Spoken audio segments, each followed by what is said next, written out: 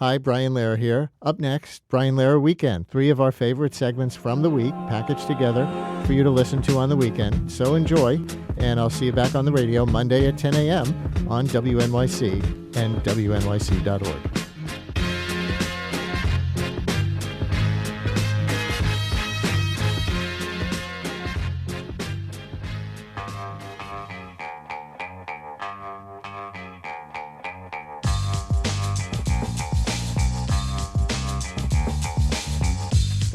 On WNYC. So on yesterday's show, we talked with New Yorker writer John Alsop about a word we're hearing a lot these days in the midterm election campaigns, used in various ways, the word moderate. John's article was called, "What Does It Even Mean to Be a Moderate?" Today we'll talk about another word being used a lot in politics, mostly as an accusation by Republicans these days, or a pejorative. That word is woke. The news hook here is AOC distancing herself from a period of time she calls woke one. We'll replay that clip shortly. But also, the news and opinion site The Bulwark has a new article tracing the history of the word that's become such a weapon for the right. And joining us now is Jasmine Green, the writer of that article, which is called What Woke Got Wrong and Right. Jasmine writes that because of its many meanings, people have often talked past one another when it comes to woke. She explains the evolution of the word and says she's interested in working toward a theory for what a new, improved wokeness would look like. She does think Democrats should re-embrace it, but in a certain kind of way. Jasmine M. Green is an editorial and audience associate at The Bulwark. The Bulwark, for those who don't know, calls itself a pro-democracy site. Some of you know it was founded originally by some anti-Trump Republicans like Charlie Sykes, Bill Kristol, and Sarah Longwell. It has expanded from there. Jasmine, thanks for coming on. Congrats on your first article for The Bulwark, and welcome to WNYC. Thank you so much. Thanks for having me. Let's do the etymology, the linguistic history of the word from before it came what you call an all-purpose pejorative. Your article reminds us that it started around 2014 as one half of a phrase used by some in the Black community, like in the Black Lives Matter movement. What was that two-word phrase, and what did it mean to the people who used it originally? Right. So the two-word phrase was stay woke. This essentially was a phrase used within the Black community as sort of a warning to others to just be aware of what's happening around you, to be aware of social injustice, to be aware of the police and the ways that the police can abuse their power and harm members of the Black community. And so it was really an inter-community term that was adopted by people outside of the Black community and then just kind of took on many more meanings from there. Meaning basically being aware of social injustice, right? Yes. And you write that progressives then adopted it more broadly, and by 2017, it was in such regular use that it got added to the Oxford English Dictionary. I looked that up, by the way, after seeing it in your article. And interestingly, the Oxford says by the 1960s, people were using woke to mean being aware in general, meaning, as they put it, alert to racial or social discrimination and injustice, they say. And it was popularized some more by the Erykah Badu song Master Teacher in the year 2008. So why not? Here's 15 seconds of that. Stay woke. Everybody stay woke. Everybody stay woke. Everybody stay woke.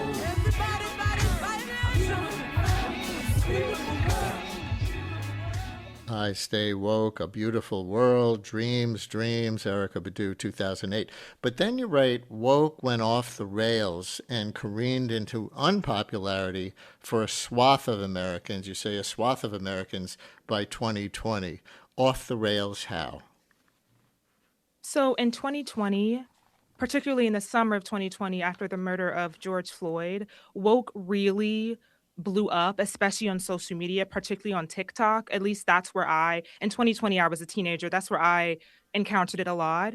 And it became more than just a word that meant to be aware of social injustice, but you had to perform it. And particularly white people had to perform it more than anyone else. And by perform it, I mean, if you can recall back to posting Black squares on Instagram to show that you were in support of the Black Lives Matter movement, and other videos that showed that you cared about what was going on, which in itself was not a bad thing, but it became more performative than it was actually about creating actual change and being an activist. It became something that existed almost entirely online and did not have real world did not have real application. people, right, implications. But you also suggest in the piece that it wasn't simply the meaning of being awake to injustice, even if it was performative, but people objected to a kind of insistence on agreement on certain issues. Yes? Yes, there was a shame aspect for sure of what I call peak woke, from 2020 to about 2022, in that if you were not like effusive about demonstrating your alignment with woke issues, whether that be, critical race theory in schools, or supporting Black Lives Matter, or defunding the police, you were seen as automatically an enemy to the movement in a sense. And even if you didn't understand it as much and were hesitant, 1 ounce of hesitance meant that you were not a complete supporter of it, and then you were essentially ousted. And that is unfortunately how woke kind of became very unpopular in 2020 because of that. Because any ounce of hesitation meant that you were not welcome into the movement.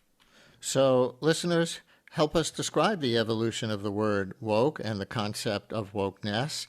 When did you ever use the word earnestly? 212-433 WNYC,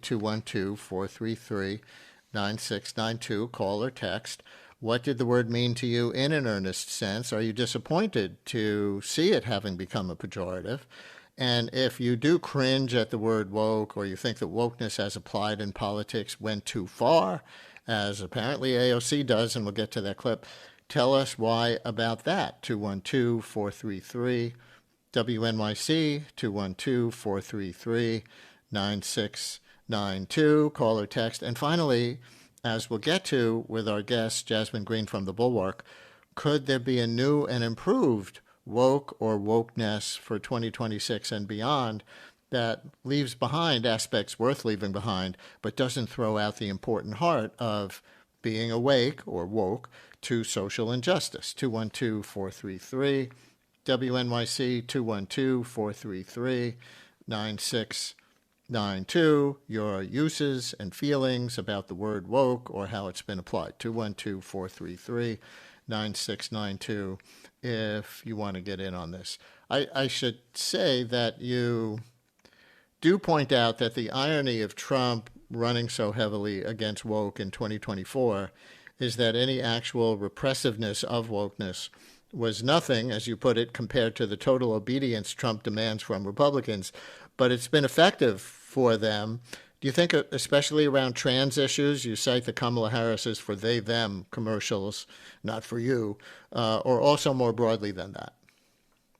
I think it's even more. I think that's how Trump was able to hook people into his new and more repressive version of aligning with his party. For sure, the they them ad was ridiculous, but it was also unfortunately very effective. And then beyond that, once Trump had positioned himself and was secure in the White House, now we see that his second presidency is very different from his first presidency. There is no room for disagreement. There is no room for discourse or criticism.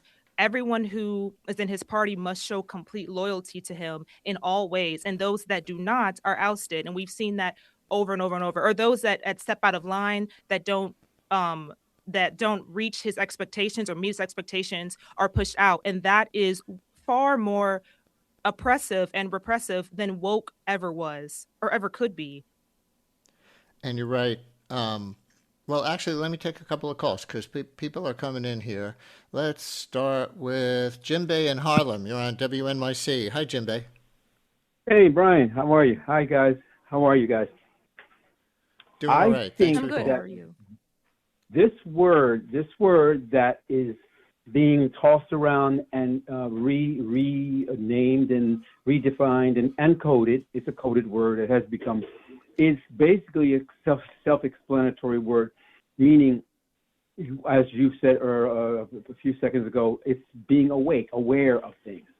And politically, yeah, that can be applied. But basically, that's what it is. There's nothing else that it signifies except for, people wanting to reinterpret it and, use it, as I said, a code word.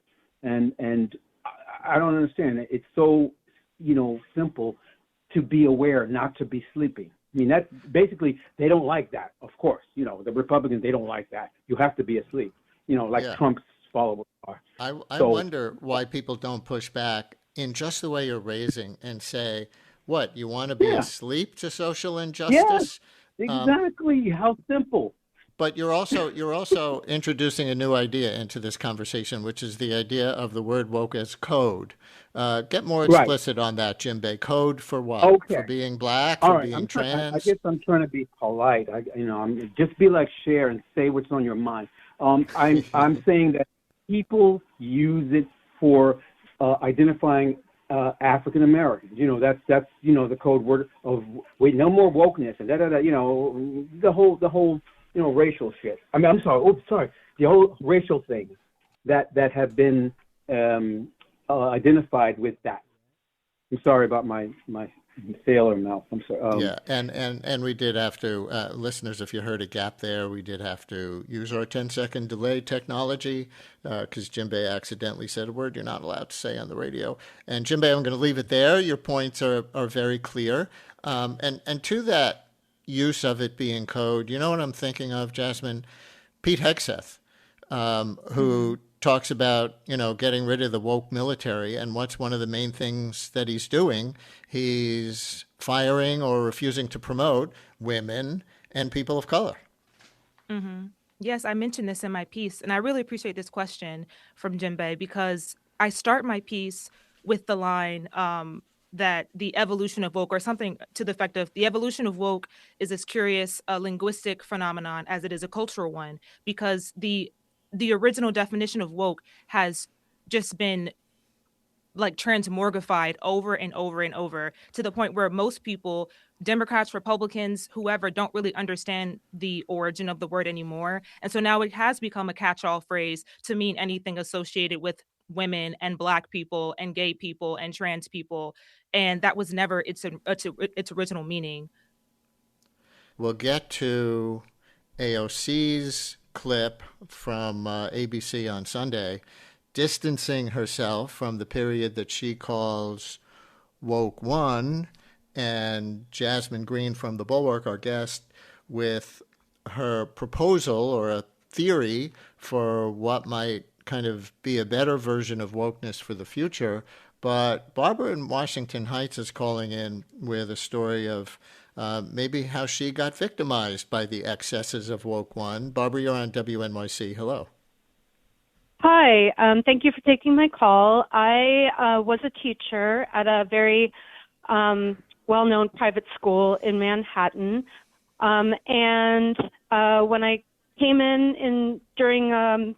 right after George Floyd. I'm sorry, I'm flustered. Killing.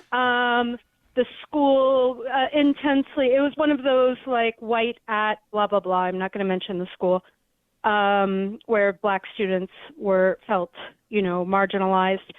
And the woke administration, you had to assume as a white person the posture that you knew nothing about wokeness and that you had never done any work in this area because you were supposed to kind of be ignorant, and they wanted to be the ones to kind of tell you how to be woke. And it was mostly is all white administration and mostly white, teachers. And it just felt like I had to pretend to be ignorant, and they were very, very performative.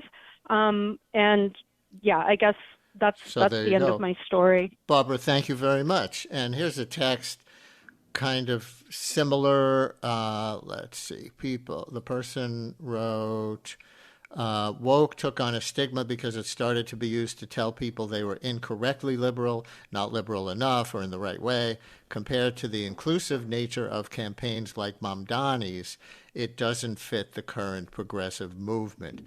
So, Jasmine, an interesting story from the caller, coupled with that text, it points to something else in your article, because you wrote that politically speaking, you see woke as having been a failure because, your words, woke created in groups and out groups based on the acceptance of an inflexible ideology that divided society into victims and oppressors. So that sounds like what the caller was describing.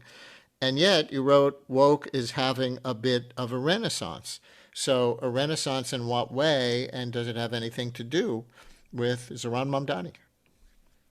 Yes, so I would say that the renaissance that woke is having right now has a lot to do with Zohran Mamdani, and this renaissance is connected with the popularity we're now seeing with DSA candidates or DSA-backed candidates. And I would say Zohran Mamdani, the mayor of New York City, is the most prominent DSA politician right now. We also have Janice Lewis-George in D.C. We have Millet Quiros in Colorado. We have a slate of DSA candidates across the country who seem poised to win their primaries, or who have already won their primaries. And in my mind, this shows to me that we are creeping closer towards woke than further away, in that we are creeping closer towards a politics that encourages diversity and celebrates diversity, and protecting minority rights, than further away. That point further away being what Trump is doing now. And you're right, Democrats continue to balk at their woke adolescents, cringing at their old social media posts and statements like a 20-something recalling their embarrassing college years. Ha! And you continue, the latest viral example is from Wisconsin gubernatorial hopeful Francesca Hong. After facing criticism online over her 2020 post that Thanksgiving should be abolished because it celebrates colonialism, Hong now says it's her favorite holiday, you wrote. That, of course, is part of the narrative for today's primary in Wisconsin. We'll see how it turns out and how much that whole Thanksgiving narrative plays a role in whether Francesca Hong wins or loses. And it was in an answer about why AOC is not endorsing Francesca Hong or anyone in that race, despite Hong being a DSA member like AOC. In that context, that AOC said this on ABC This Week on Sunday. You'll hear her say woke one was crazy, while embracing the earnest core of what it was getting at. I have a local city councilman that has this saying, woke one was crazy. Woke one was crazy. Okay, that's interesting.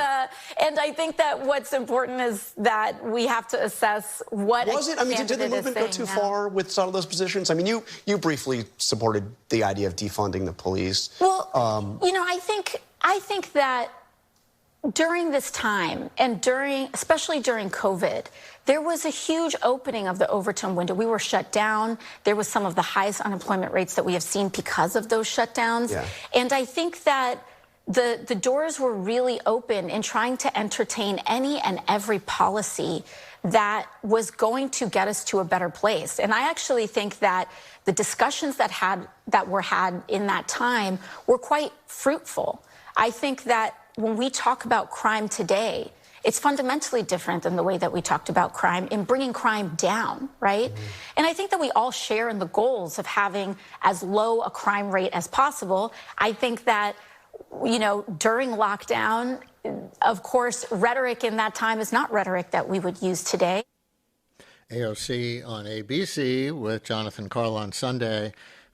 Our guest is Jasmine Green from The Bulwark. Your article suggests that statement, or things like that, because you wrote it before she went on that show, was part of a pattern of progressive Democrats distancing themselves from wokeism as a midterm strategy. What else like that have you seen? Yes, so since we brought up Francesca Hong, that's an example. She was called out for saying in 2020 that she believes that Thanksgiving should be canceled because it celebrates colonialism. And then she went back to say actually it's her favorite holiday. Another example is Abdul El Sayed, who just won the primary for the Senate race in Michigan. He said that he believes in defunding the police. And then during his campaign, he was asked multiple times, do you still feel this way? And he said no. James Talarico, the same thing. He said that he believes that God is non-binary, which is like kind of a woke opinion. And then when he was asked about that statement, he pulled back from it. So it's just, I think that, well, on AOC's point, I half agree with her. But the thing I agree with the least is that woke one was crazy. Woke one was not crazy. That is actually the point of my piece, is that there are a lot of things that people believed in and campaigned for under woke one, so to speak, that actually were repression and have some, and part of that belief could be used today. But to me, it's not, it's a bit of a failure that Democrats kind of have to have this preamble that they don't believe in woke ideology, quote unquote, anymore before they get to their actual point about whatever they're campaigning for, whatever their actual party platform is. I think Which that's is a sort waste of what time. she did what AOC did in that clip is what you're describing, right? Precisely. It's like it's a little bit cowardly to me. It's a little bit like you want to, just make sure you're checking all your boxes, crossing all your T's and dotting all your I's. And it's not strong enough in the belief that, hey, this is actually what I believe. It's totally fine to change your beliefs over time. I very much so agree with that if you feel like you've learned more. But this whole very quickly wanting to toss woke away, like as the first thing you say when someone brings it up, I don't think that's what people should be. I don't think that's what Democrats should be doing. And on Francesca Hahn going all the way to saying Thanksgiving is her favorite holiday, I don't know if she had to do that because, it seems to me that when, even without abolishing Thanksgiving, I'm not calling for abolishing Thanksgiving, but I think when we do sit down to our turkey dinners or whatever, that it's much more common now, in a way that we might call woke in a good way, to not only give thanks, but also to recognize its origins in the settlement of this country on stolen land and what became of the indigenous peoples here as a result. Maybe embracing everybody, but not just being as blind as I think most of America used to be to the origins. Yes, for sure. It's the same thing with Christopher Columbus, Columbus Day. Most people now, or a lot of people now, will celebrate Indigenous Peoples Day. I think that's a good thing. Or both. Right. By the way, especially for New York listeners who may be wondering about AOC's reference in the clip to a city council member, the original statement of woke one was crazy came from Chiose, council member from Bed-Stuy and Crown Heights. He wrote a tweet recently lightly mocking a video of a woman arguing that white people shouldn't sit on stoops in Bed-Stuy. And someone replied to the tweet with, "Did you get a new personality?" And attached a screenshot of Chi's tweet from 2021 where he wrote, "A cis white man should not be the next speaker of the city council." So there's that apparent contradiction. And he responded by saying, "Woke one was crazy," in a post. So Chiose is where woke one was crazy originated. And after that quip by him went viral, he posted again with a picture of Nancy Pelosi in a kente cloth, captioned with "Woke one was crazy." And thanks to our producer, Sasha Linden Cohen, for tracing that little linguistic history. She adds that some of the lefty chatter she's seeing now in response to the AOC video from Sunday is from people who are frustrated with how the woke one was crazy meme has now been co-opted to talk about substantive issues, as in using it to describe Nancy Pelosi in a kente cloth or other more fluffy, dogmatic statements was cheeky and appropriate, but other people using it to describe abolish ICE is dismissive of a coherent, politically powerful social movement and a harmful backslide. So some context there. Again, thanks to our producer, Sasha Linden Cohen, for tracing that sort of deeper cut through Chiose. But you want to see in your article, kind of to that point, Jasmine, if people can come up with a theory for what a new and improved wokeness would look like, as you put it, how much have you come up with one so far? So I think this will, first of all, it'll be a group effort, a collective effort between Democrats who are far on the left, Democrats who are more to the center.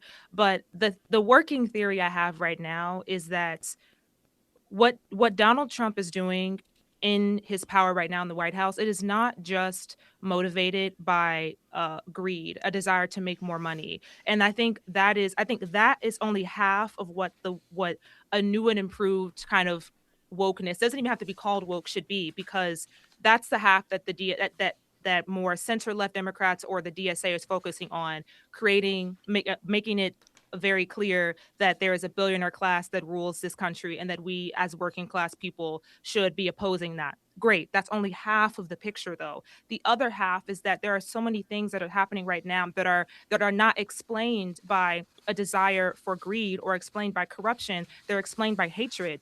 They're explained by bigotry. An example that I can give that isn't in my piece is the revocation of temporary protected status for Haitians across the country. 350,000 Haitians just got their legal status pulled from them suddenly and are at risk of deportation. If 350,000 working people leave the American economy all at once, or leave America all at once, it will cause a vacuum in the workforce and the American economy. But Trump did that anyways. The Trump's administration wants them gone anyways. For me, the only explanation that makes sense is hatred. It's racism. It's bigotry. And there are so many more examples like that of Trump 2.0. And my desire would be for Democrats to also focus on that, because you can be a populist, you can be a social populist, you can be a socialist, you can be a Democratic socialist and still be a bigot. Those two things are not mutually exclusive, and that's a very dangerous gray area that Democrats right now are not focusing on. They're not really unpacking. We will leave it there. Well, I guess I'll throw in one little follow-up to what you just said. What would you call what you just described, if not, if you want to avoid the word woke because of the pejorative that it's become? I think that I would caution us not to pick just a single word to embody this new belief system. But one thing that I read in my comments over and over of my piece that I really liked was that it's really the golden rule: treat others the way you want to be treated.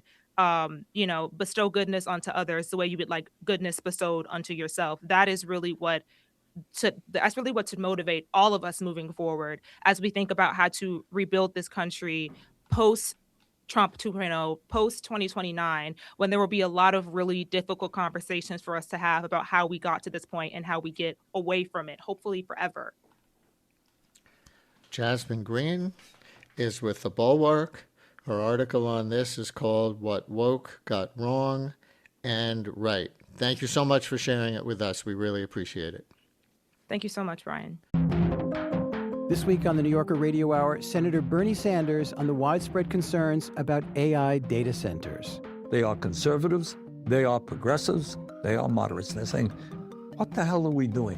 Why am I aiding these large corporations owned by the wealthiest people in the world who could care less about me? Bernie Sanders on the New Yorker Radio Hour from WNYC. Listen wherever you get your podcasts.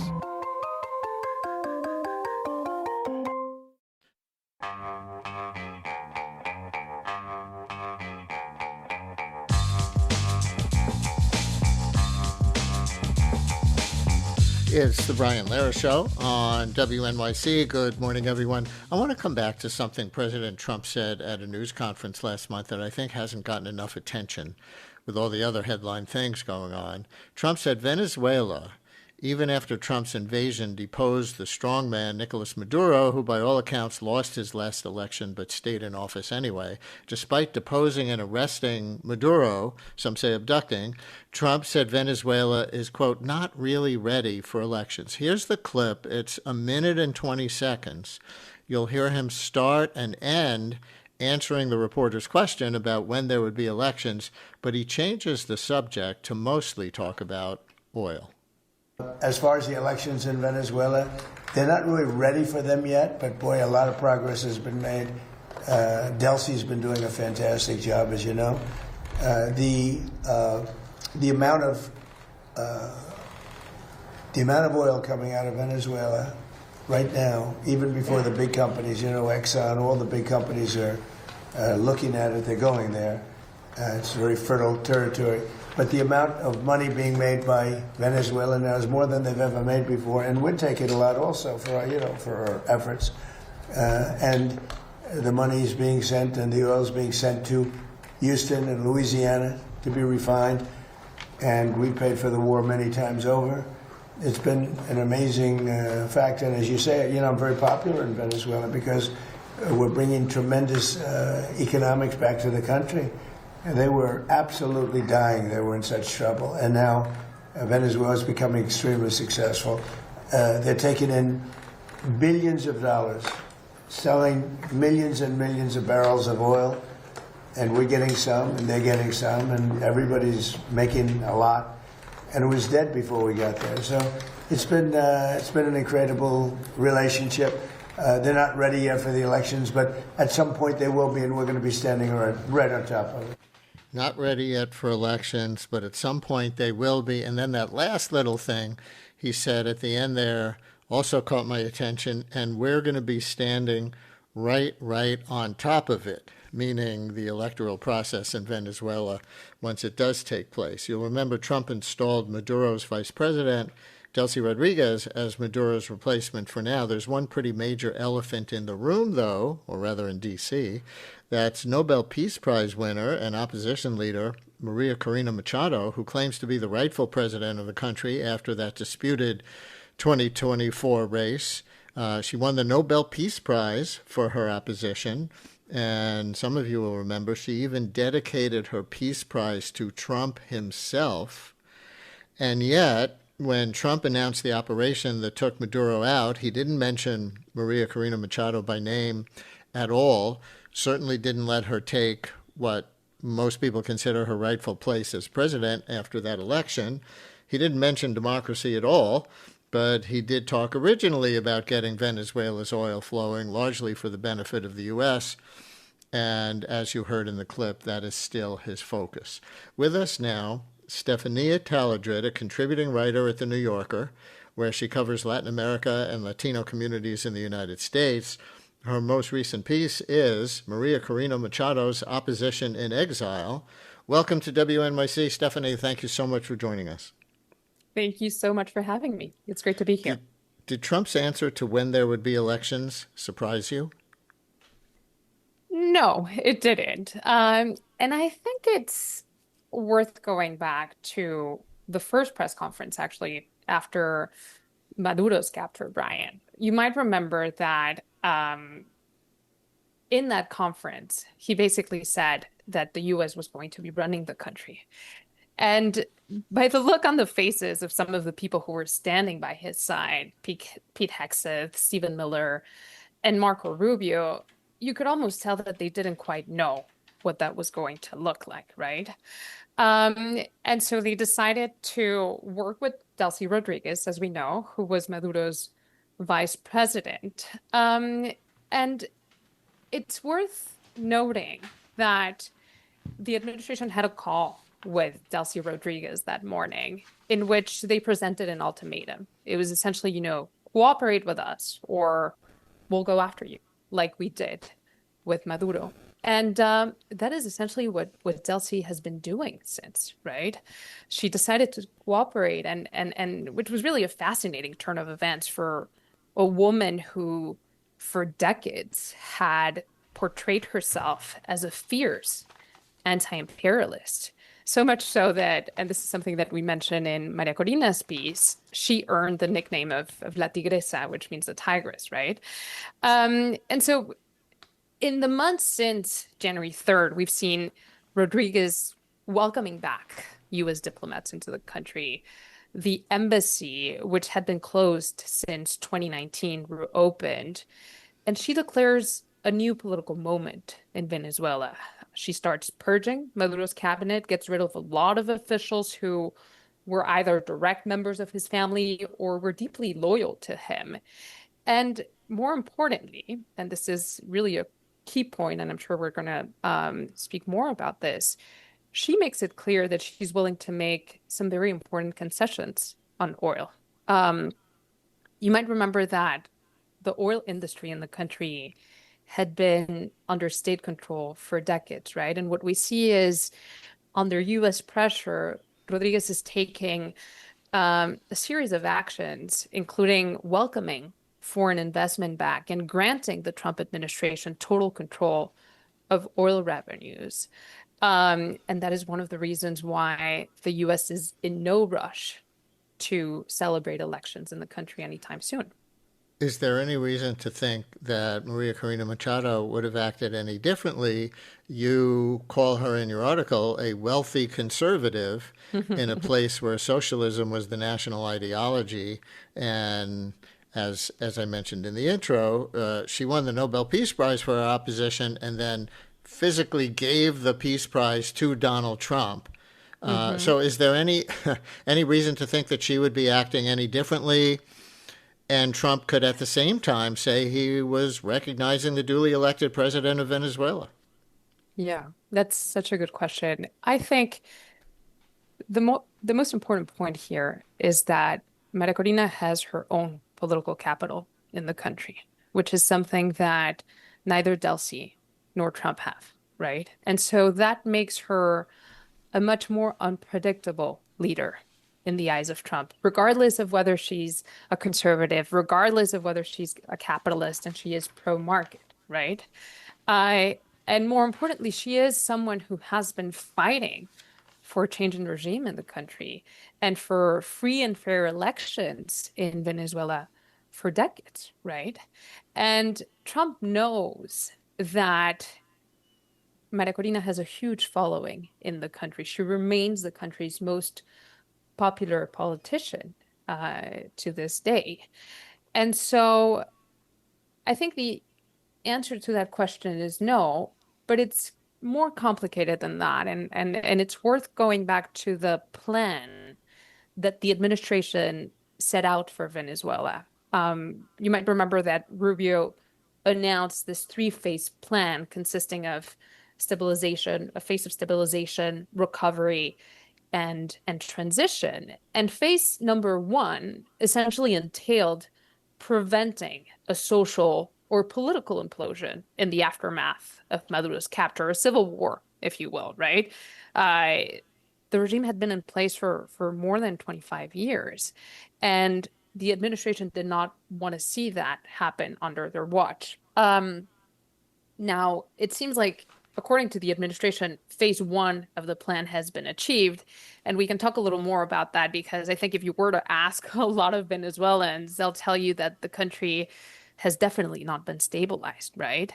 And then phase two is recovery. So how did you mean that? If you say Venezuelans would definitely not say the country has been stabilized, is it just because the United States is controlling it?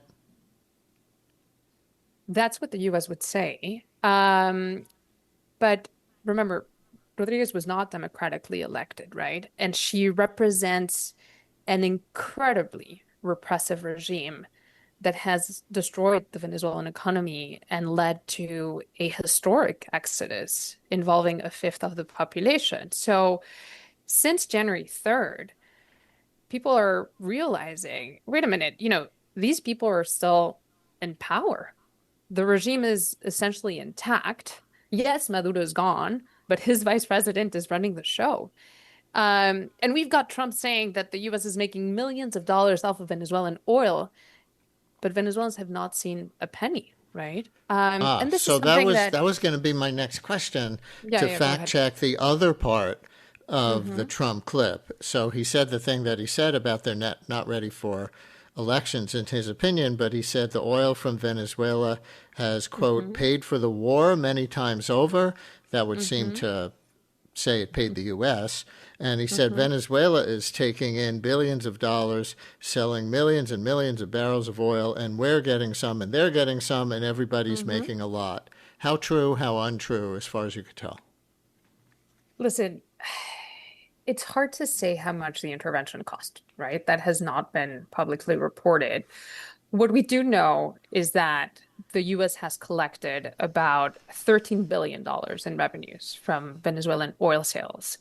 And those revenues are currently being held by the US Treasury. Something that had not been previously reported, and I included in the profile of Maria Corina, is the fact that the regime has basically received about half of that money, $6 billion. But there has been no transparency whatsoever. Initially, Delcy Rodriguez said that she was going to inform the Venezuelan people about how her government would be handling that money. And she set up a website where anyone was supposedly able to log in and get a sense of how that money was being spent. But the fact of the matter is that they have not updated that website in months. And certainly no one has explained where that money is going to. And considering just how corrupt the regime has been over the years, that's deeply problematic. And again, I really do think, Brian, it's worth emphasizing just how bankrupt the country is. People are starving to death in Venezuela, right? I mean, the official minimum wage has remained frozen at 130 bolivares per month. That's less than $1 for years. Just think about that, right? People have been relying on government-issued bonuses for many decades. And so the gap between Trump's economic ambitions and the reality on the ground is just getting wider every day. And that creates a series of pressures that increasingly the Trump administration is having to deal with. Should we take from the fact that Machado's party won 2/3 of the vote, that's the figure you cite in your article, 2/3 of the vote in the last presidential election against Maduro's party, that the people of Venezuela have that overwhelmingly rejected socialism as an economic system, or were they only rejecting Maduro-style political repression that he instituted with his version of socialism? Yeah, that's such a good question. I think it's worth pointing out that that was not the first fraudulent election in Venezuela's history, right? For pretty much since Maduro replaced Chavez, there have been fraud allegations against him in every single election that he ran in and claimed to have won.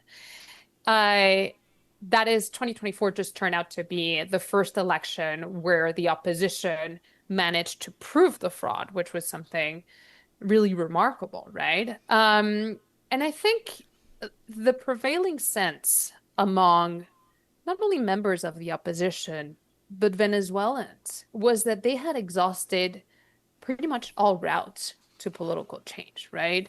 Be it elections, political campaigns, negotiations, right? The opposition had participated in, I think it was 17 rounds of political negotiations. And this is something that a Venezuelan historian mentioned to me when I interviewed her for the piece about Maria Corina. And she said, we had waves of social demonstrations in this country, thousands and thousands of people taking over the streets. And those demonstrations really yielded no tangible results other than deaths in the streets. And each time the repression grew worse because the regime understood that the only way they could hold on to power was through repression.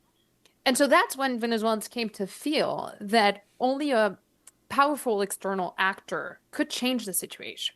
Because this is also something that I think for people in the US, it's just hard to... But and that would indicate, the way you just put it, would indicate that a lot of Venezuelans, maybe a majority of Venezuelans, support Trump's intervention. Would you put it that way? I think initially, yes, they did. And I was actually going to address this point because it's an important one. And I think for a lot of people in the US who are concerned about the lawlessness with which the Trump administration has carried out its foreign policy. The bumping of boats, you name it. I mean, there's a long list of actions that we could cite. It's worth pointing out that in that capture of Nicolás Maduro, that was really a moment where the interest of the Venezuelan people converged with the interest of the administration. And I know it's something that a lot of people take issue with, and we could, have a long debate about the implications of that intervention in Latin America and the return of the Monroe Doctrine for the region and so much more. But the fact of the matter was that Venezuelans were desperate, right? They had tried it all, as I just as I just explained, and they really came to feel that unless someone intervened directly, that those people were just going to hold on to power indefinitely, right? And so definitely, I think that in the immediate aftermath of January 3rd, there's no question that people were clamoring for an intervention and celebrated the capture of Nicolás Maduro. What no one expected was, and this was kind of the first disappointment in that press conference on January 3rd, was the fact that Maria Corina's name was not mentioned, right? That the Trump administration made clear that it intended to work and collaborate very closely with Maduro's vice president, and by doing so, just leaving the regime intact.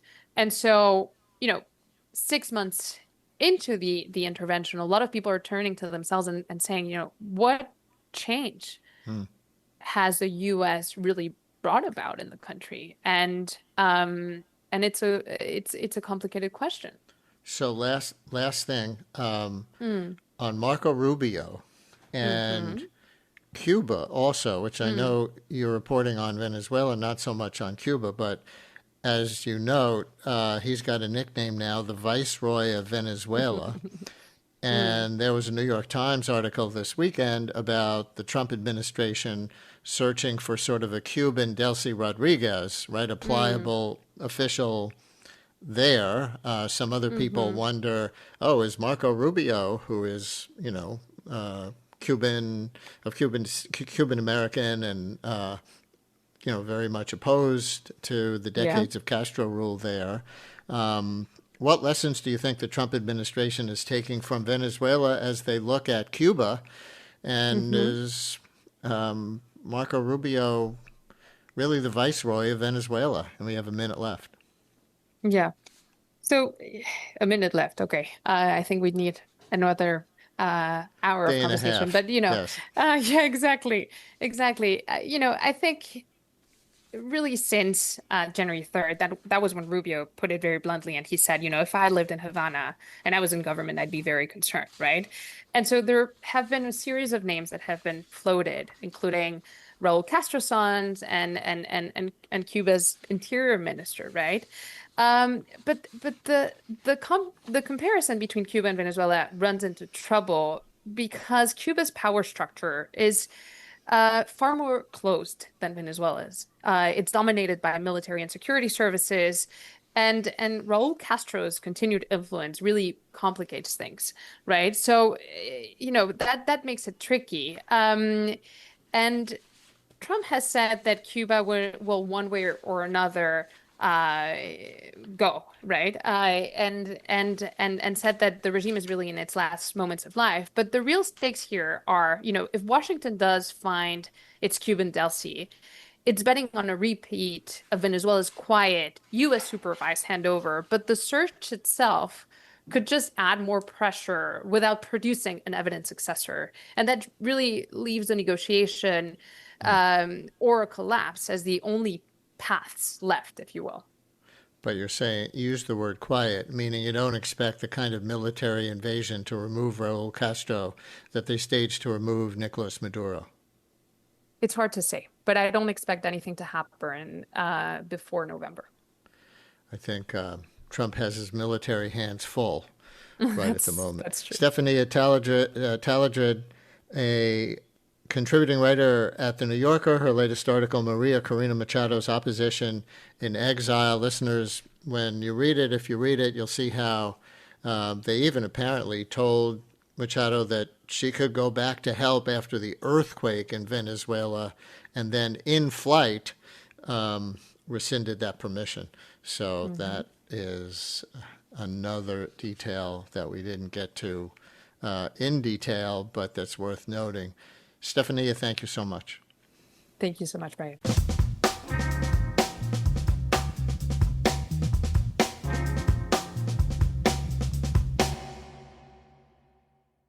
For our last 15 minutes today, we're going to stay in New York City and ask an age-old question that City Hall seems to have reconsidered now. Is public shaming a good way to get people to follow the law? And we'll add, what kinds of behaviors should government publicly shame people over, if you want to go there? 212-433-WNYC. Is public shaming a good way to get people to follow the law? And what kinds of behaviors should government publicly shame people over, if any? 212-433-9692. Call or text. Here's why we're asking. Last week, the sanitation department brought back the practice of putting those bright green stickers on cars that don't move for street cleaning, on alternate side parking days. Have you seen them? Have you been hit with one yourself? So the question is, do you support that kind of public shaming on someone's car, not to mention the difficulty of getting the stickers off? And more broadly, is public shaming a good way to get people to follow the law in any way? What kinds of behaviors should government publicly shame people over? I'm going to give you a few nominations that we came up with. But what do you think? 212-433-WNYC. If you want to say no to this whole thing, or maybe you want to say yes and. Yes to the embarrassing bright green parking stickers, and propose some other things that are public shaming worthy as well. 212-433-WNYC, call or text. The stickers for alternate side violations had previously been banned by City Council. That was in 2012 after complaints that the glue was too strong and actually damaged windows. But City Council voted to bring them back this summer. The $65 fine never went away, but in addition to your scraping session and whatever shame you experience in front of your neighbors who might actually care about the cleaning street, we now have this debate. So, pro or con, and has it happened to you, and what do you think? And is public shaming a good way to get people to follow any kind of law? For those of you getting your creative juices flowing from this question, are there areas of public life that you would like to see public shaming in? Some questions that people came up with on our team along these lines. Maybe your neighbor always blocks the hallway with their bike, or there's someone on your commute every morning loudly listening to music with no headphones on. Would you give them their own big green shame stickers if you could? And I will say that when our team discussed this topic in a meeting yesterday, the one that came up most prominently was dog owners who don't pick up after their pups. So do you have a neighbor who you wish you could shame into picking up their dog's number 2? 212-433-WNYC. Do you support it, or have you experienced it with alternate side parking violations, the big bright green stickers? And what else should government publicly shame people over, if anything? Julie in Brooklyn is saying no to this whole thing, I think. Julie, you're on WNYC. Hi. Hi. Good morning. I have a driveway in Brooklyn, and sometimes my car gets parked in by somebody, and I found that it is much better to be nice because we don't want to instill more anger. We're already very angry in New York. And do we really want to shame people and just get them more incensed? I think the gentler conversation with someone who constantly lets their dog poop on your street, when they know that they're noticed but it's understood, it creates a less volatile situation. A good conflict resolution approach from Julie in Brooklyn for many things, to be sure. Who agrees or disagrees? Jeff in Jackson Heights, you're on WNYC. Hi, Jeff. Yeah, hey, thanks for taking my call. I was selling stickers that said, I park like a curse word, and this was the exact issue. It's something about 5 years ago, and something that we're not catching on is the democratization of punishment. Like, it's not about the fine. Some people the fine doesn't matter, but also some people with placards might be impervious to a fine. They get it waved away. So my thing was that, yes? No, well, I was just going to ask, what kinds of parking got you incensed enough to, put these stickers on? Was it alternate side? Was it some other kind of parking? Some people are really, ticked at double parking. Well, for me, it was the fire hydrants, and also maybe alternate side, especially if they had a parking placard, which gives them a privilege did not care about a ticket from city government. Thank you very much. Sherry in the East Village, you're on WNYC. Hi, Sherry. Hi, Brian. Thank you so much for taking my call. What an honor. So I have dogs. I have several dogs, and I am constantly being responsible picking up my poop as well as other people's dogs' poop if I have enough room in my bag. So I have this. It drives me nuts when I see people, not picking up their dog poop, and so I had this idea about publicly shaming them, doing a Hall of Shame page on Facebook, and literally getting their photos, their faces on there, and you have to have proof, obviously. But that's one way of basically sort of, kind of passively but nicely. But, but obviously I think when you shame people and their fear of their face is going to be on Facebook or something, then I think they'll turn around and start being responsible. And the other thing that drives me nuts is these bicyclists that are riding on the sidewalk, the delivery guys and the just random people there's plenty of, there's bike lanes for you to drive. And I've gotten into several arguments with bicyclists riding on the sidewalk, running over me and my dogs. And I've said to them, and they've turned around and gotten really irate. I said, look, hey, there's a bike lane really nicely. And so I've just gotten my phone out and started filming people now. And I'm like, hey, maybe I should just put them on Facebook on a Hall of Shame page. And what do you would say turn them around. To the first caller, Julie in Brooklyn, who said New Yorkers are angry enough in general, and shaming tends to exacerbate this. And if you just ask people nicely, that's just a better way to go. Do you think she just has too much faith in human nature? Or I think so, absolutely. I think if there's a humor element in this too. It's not like you're not fining. I don't believe in fining people or saying no or banning people. But I think if you can say, hey, look, you're on the Hall of Shame. Hey, I just took your photo. You didn't pick up your dog poop, or you're riding on the sidewalk. The bicyclists riding on the sidewalk drives me nuts because there's a law against that. The city could be making money off these bicyclists, they could look at it that way. They can look at it. Mayor Mondani has to put the people to work, and this is a great way to get us all involved to help, I think they did this. I think they shamed people in, I think it was in Argentina or somewhere down south where, people were dressed up and there were, people that were making wrong turns and stuff. They got out and they started, making fun of them and stuff like that. I think it really worked. It actually shaming worked. people with a sense of humor. That works in protests sometimes too, even over serious issues. Some of the individuals or groups who come with a sense of humor, we've covered that.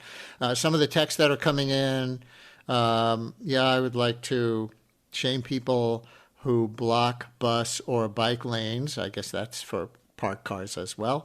Another listener writes, more stickers, also for car alarms that go off for no reason, talking on the phone or playing loud music and videos on the subway.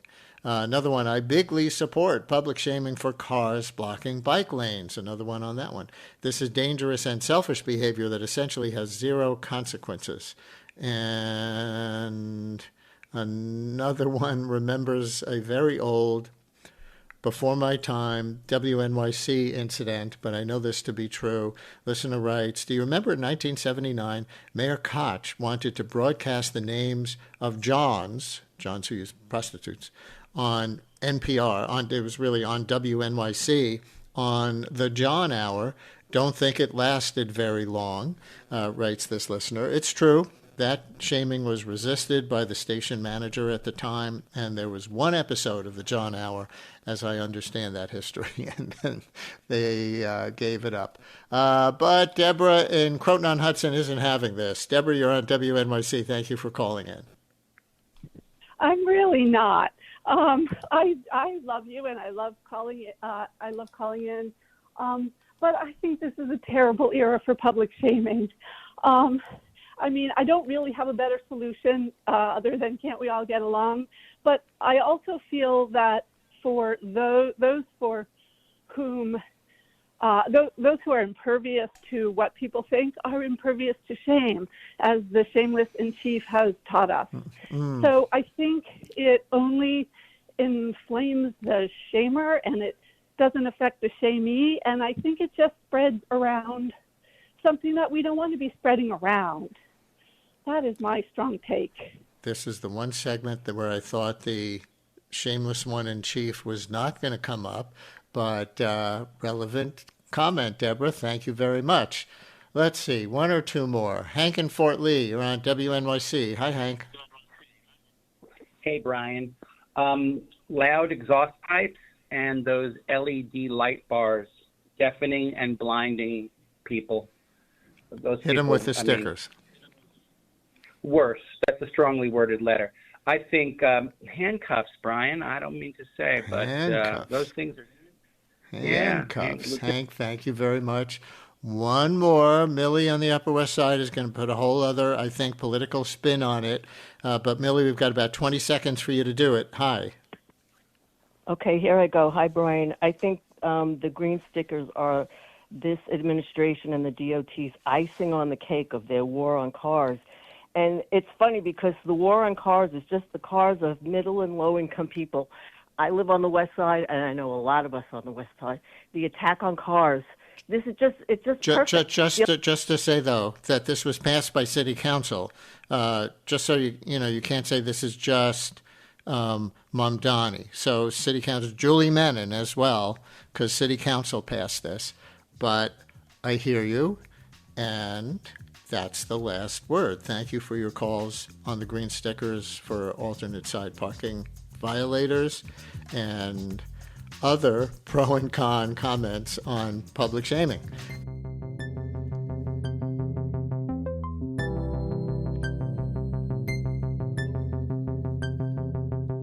Thanks for listening to Brian Lehrer Weekend. We're back on the radio Monday morning at 10 a.m. In the meantime, follow us on Blue Sky at The Brian Lehrer Show, where there's always a conversation 24/7.